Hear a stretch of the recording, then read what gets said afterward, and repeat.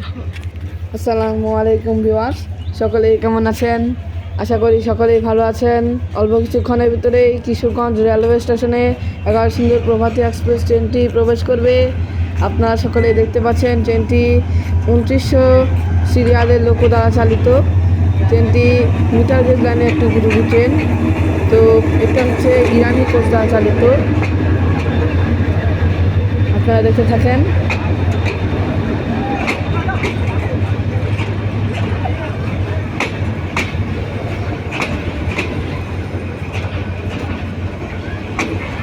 প্ল্যাটফর্মে যে ঢুকছে ট্রেনটি।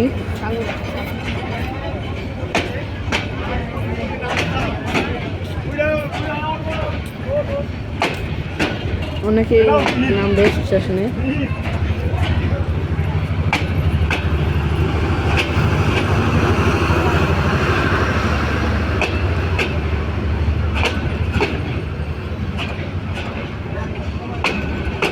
এই ট্রেনটি কিন্তু কিশোরগঞ্জের একটি ঐতিহ্যবাহী ট্রেন। ট্রেনটি প্রতিদিন ঢাকা থেকে কিশোরগঞ্জ আসে, আবার 12:50-এর দিকে কিশোরগঞ্জ রেলওয়ে স্টেশন ত্যাগ করে।